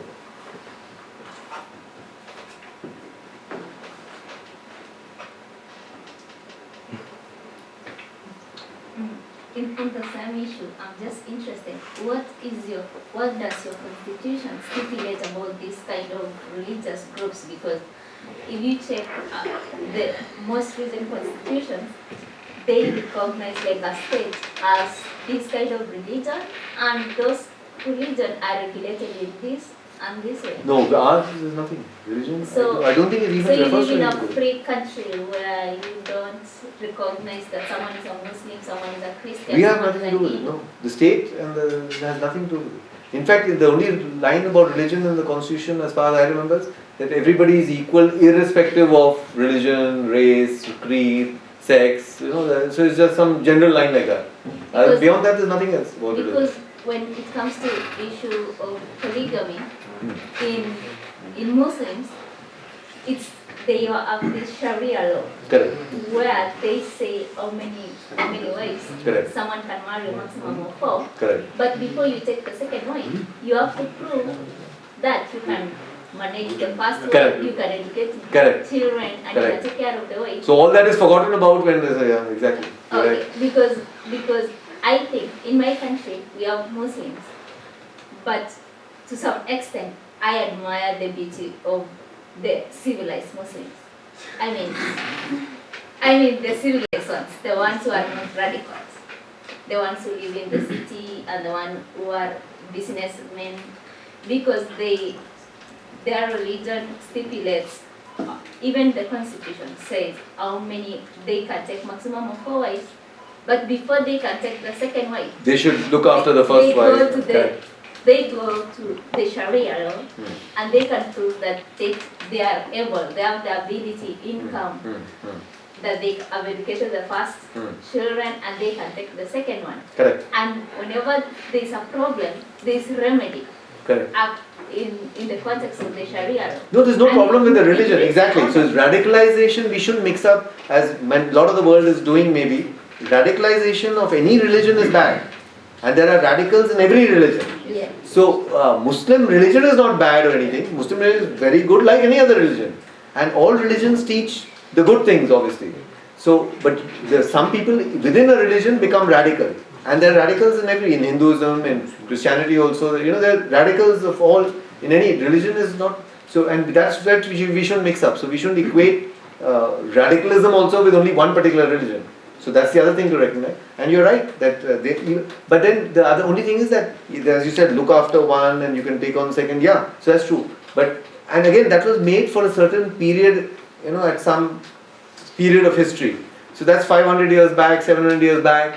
If things have evolved, social modes have changed, people have changed. So whether that is still applicable today, if you ask, as you said, the civilized Muslims, so they are probably ready to, and they don't think that there should be 4 wives. Most Muslim women will not agree to it, obviously. But unfortunately, their voice is still not heard enough. And it is the priests and the preachers, like in any other religion, like even in Christianity, if the church, whoever is the pastor and the priest, or in Hindu religion, the Pandit, what is it called? Yeah, what is the word I was looking for? Yeah, the Pandit. So they obviously have a big say in how is it, and they don't want to give up this sort of power that they have. So they are wanting to continue with this sort of system. So, and it's only benefiting a few people who are then going into a different thing, and the others are living their life as it is. But many people are suffering under that, and because things are changing and needs to change and evolve. But this change cannot be forced by anybody. It has to come from within the religion, within the thing. It will evolve, or then finally, people change their religions, or many people if they are not satisfied with it, so they are able to. So in many countries, even in India, so people then switch religions also. So they changed because many people in Hindu religion were not happy with it. They changed. They became Christians. Many became Muslims. So people are free to change. And we have the state and again the constitution has nothing to do with it. If you want to change, you can change.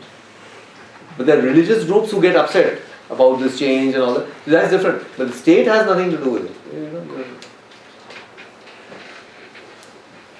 I want to ask one question about religions in India. So you say you get a different course in India between the Hindus and the Muslims. So different rules. They have their own rules. What kind of rules they have? Like a Sharia? No, they have another civil code, the Muslim civil code. But they have a different constitution? No, the constitution is the same of the country, Okay. but the civil law applicable to the Muslim is different. So inheritance, marriage, divorce, all that is separate. It's a separate codified law. But it's not in the constitution its constitution is one. But the civil code for the Muslims is separate. I mean, this civil code allows 4 wives. 4 wives. Correct. That civil code allows 4 wives. And it allows triple talaq. You can say talaq, talaq, talaq 3 times, and sometimes they even say it by mistake. It's happened recently. There was a story, I don't know if you read it in India last week or 2 weeks back, and the chap was married to his wife for some 65 years or something. So he just said it, just whatever. But then everybody around said, no, once you said it, that's it or whatever. So they had to be separated, and then there's some law, I don't know Muslim law exactly, but you got to then marry someone else and then divorce her, and then only you can marry this woman again. So you cannot marry the same. Once you said triple talaq, I know the rules. is that true? So you cannot marry. Yeah. So then this guy who's 75 or 78 and his wife who's 71 or 72, then he had to technically marry some other lady for some few minutes, then divorce her, talaq, and then marry this lady back again or whatever, something like that. Because. So if the one Hindu want a four wife. No, Hindu cannot have. No. Sorry. For instance, the one Hindu want a four wife, then he says to the court, I want to be a Muslim. Yeah, he can become Muslim. Yeah, then he can have. No, but if I get 4 wives before converting, I go to jail. No, he says, no, so you don't have to tell the court. You change your religion, yeah, exactly. And then you can get a 4 wives. Then he can get 4 wives. Say, I want a civil court. Of Muslim, correct. That's right. So if, yeah.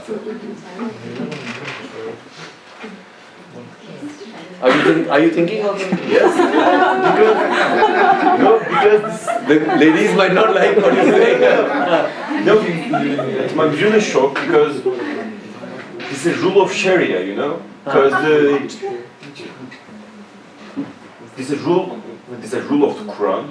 The God says in the Quran, the guys can have 4 wives. Yes. Yeah. But with the one rule, if you give your love, if you give your money, to make equality. Ego, yeah, that's what you were sort of saying. Yes. So, this rule is just a law for the Sharia, the Sharia rules, because as you know, the Turkey, Azerbaijan, is also Muslim countries, but you got a totally different civil courts. At the constitution about you can only take a 1 wife. That's okay. Yes. You can only take 1 wife. Correct. Yes. That's why I said many Muslim countries they don't allow. Exactly. So, but we allow. Yeah, that's true. So we have been too liberal. Some people it's say. It's not to be a liberal, sir. That's true. This makes the Indian Muslims like a Sharia people, like a radical Muslim people. You're right. Maybe. Yeah. So why you're allowed them? But this was allowed when we got independence at that time. So now we are trying to change, but it's not possible at the moment to change it immediately. So that's true. Exactly. That's what many people are saying.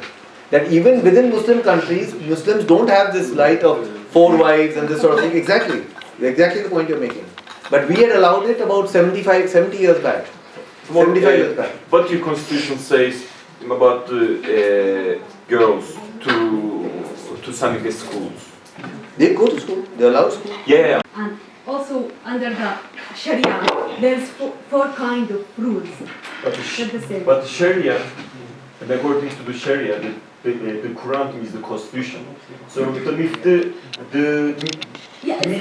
Indian government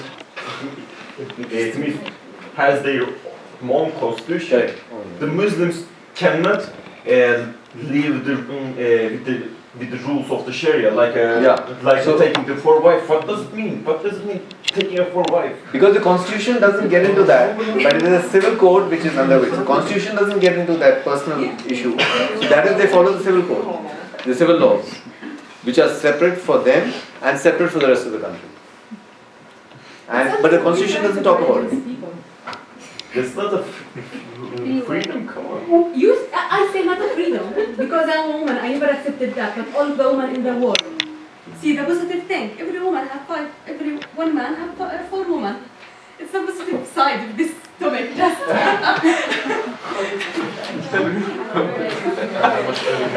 I'm going to ask you one question.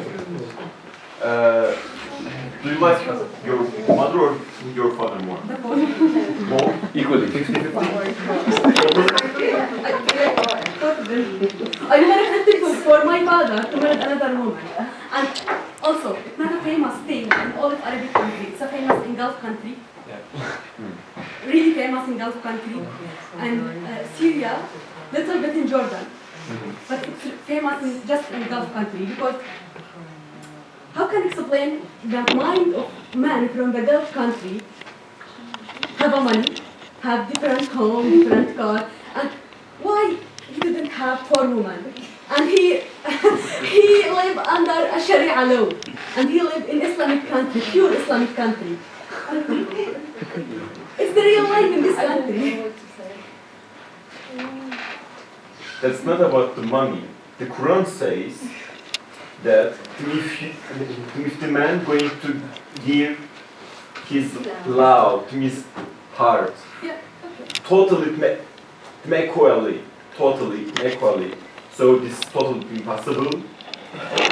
My last video, The Quran adds the information and the love your mother or your father? That's not possible. Now I think you're getting into another thing. So I'll have to go now. Before we get into like a good diplomat, I better get out of this before it gets more complicated. Because I heard somebody in front, she said, I don't know what to say. And, yeah.